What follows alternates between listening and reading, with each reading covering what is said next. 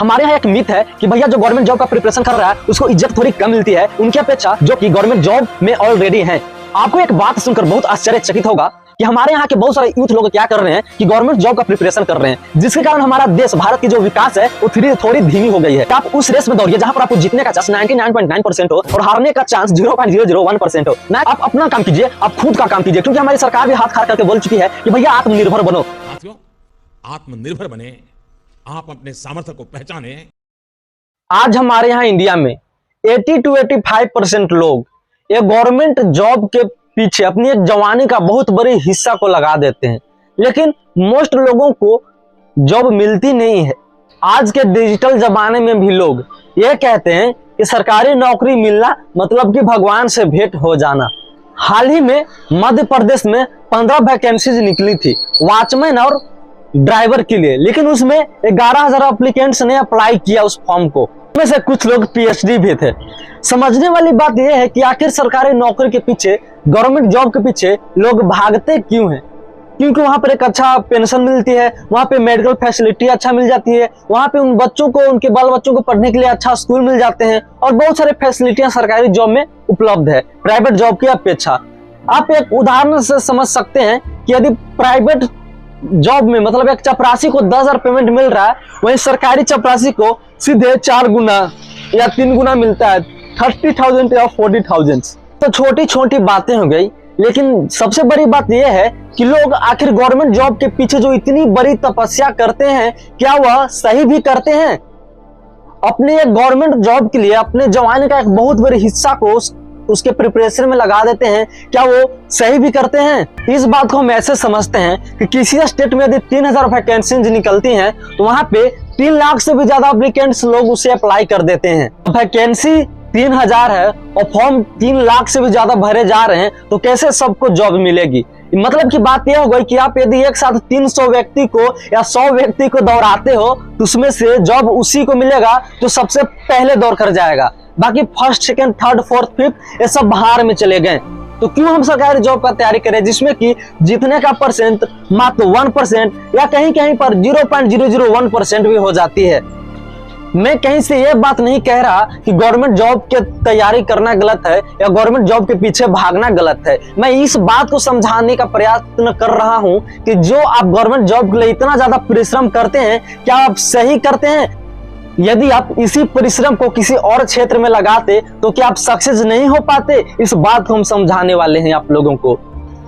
Maximum लोग college के पढ़ाई समाप्त होने के बाद अपने गवर्नमेंट जॉब के प्रिपरेशन में कम से कम कितना भी पुअर फैमिली क्यों ना हो, कम से कम 5 से 6 लाख रुपए अपने पुत्र या पुत्रियों के ऊपर खर्च कर देते हैं। एक विद्यार्थी गवर्नमेंट जॉब की तैयारी करने में कॉलेज के बाद 5 से 6 लाख रुपए लगा देते हैं। क्या वही पैसे को हम बिजनेस में या किसी दूसरे क्षेत्र में नहीं लगा सकते?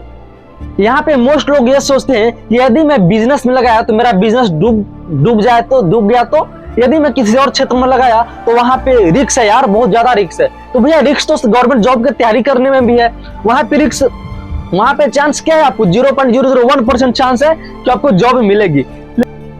अब आप इस बात से समझ सकते हैं कि समझो आप जब 300 बंदे को एक साथ दौड़ाया जा रहा है और वहां पर से किसी एक को ही, 300 बच्चों में से किसी एक को ही गवर्नमेंट जॉब मिलेगी, तो उस रेस में कौन दौड़ना चाहेगा जिसमें कि हारने का चांस 99.9% है और जीतने का चांस मात्र 0.01% है? तो ऐसा काम हम क्यों करें जिसमें जीतने का चांस मात्र 0.001% है और हारने का चांस 99.99% है?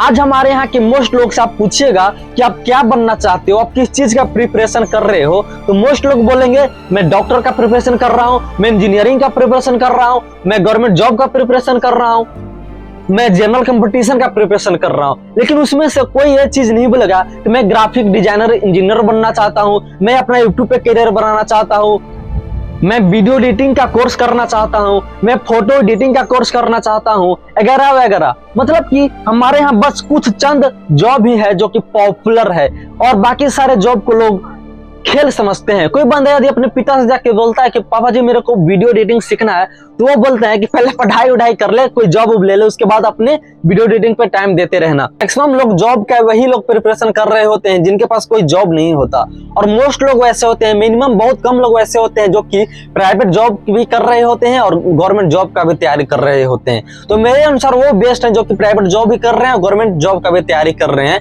उनके अपेक्षा जो कि सिर्फ गवर्नमेंट जॉब पे फोकस किए हुए हैं कि मेरा गवर्नमेंट जॉब ही मैं लूंगा, चाहे उनके उसके लिए कितना भी टाइम वेस्ट क्यों ना हो जाए, उससे कोई फर्क नहीं पड़ता है उनको।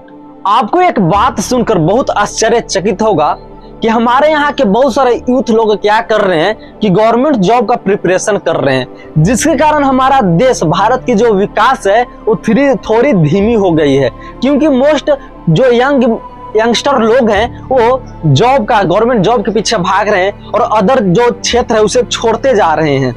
अदर क्षेत्र में जाना तो चाहते हैं बट समाज की कुछ ऐसी मजबूरियां हैं जिनके चलते वो गवर्नमेंट जॉब के पीछे भाग रहे हैं। तो मैं आपको फाइनली यही बताना चाहता हूं कि आप उस रेस में दौड़िए जहां पर आपको जीतने का चांस 99.9% हो और हारने का चांस 0.001% हो, ना कि वैसे रेस में दौड़िए जहां पर जीतने का चांस 0.001% हो और हारने का चांस 99.9% हो।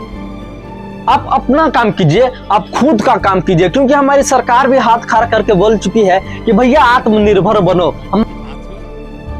आत्मनिर्भर बने, आप अपने सामर्थ्य को पहचाने। हमारे पास उतना जॉब नहीं है कि मैं आपको जॉब दे सकूं, आत्मनिर्भर बनो। लेकिन फिर भी हम लोग आत्मनिर्भर बनने से कतराते हैं।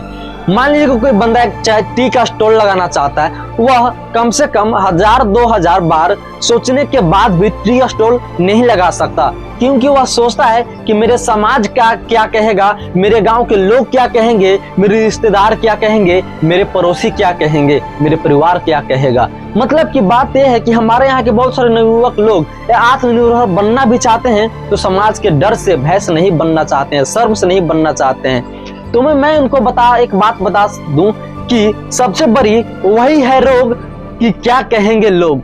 लोग को तो काम है कहना, बस अपने काम करते जाओ। हमारे यहाँ एक मिथ है कि भैया जो गवर्नमेंट जॉब का प्रिपरेशन कर रहा है उसको इज्जत थोड़ी कम मिलती है उनके अपेक्षा जो कि गवर्नमेंट जॉब में ऑलरेडी हैं। ऐसा क्यों भैया? ये भी तो गवर्नमेंट जॉब का है, तैयारी कर रहे हैं, आगे चल के हो सकता है ये भी गवर्नमेंट जॉब ले लें, और ये आगे से ले चुके हैं, तो इनको ज्यादा रिस्पेक्ट क्यों दे रहे हो, इनको कम क्यों दे रहे हो? क्योंकि मिडिल क्लास फैमिली में जब आप किसी काम को आप अंजाम दे रहे होते हो उस समय आपकी कोई कदर नहीं होती है। जब आप उस काम को क्या कर लेते हो तब आपको कदर लोग कहते हैं कि हाँ एक कर सकता था। मैं आपसे लास्ट में एक ही बात बोलना चाहूंगा कि भैया मालिक बनो, नौकर नहीं। जॉब दो, जॉब लो नहीं, चाहे आपकी औकात 10 रुपए का ही क्यों ना हो, आपकी मालिकाना 10 रुपए का ही क्यों ना हो, आप मालिक बनो। तब तक के लिए बब्बे, जय हिंद, जय भारत।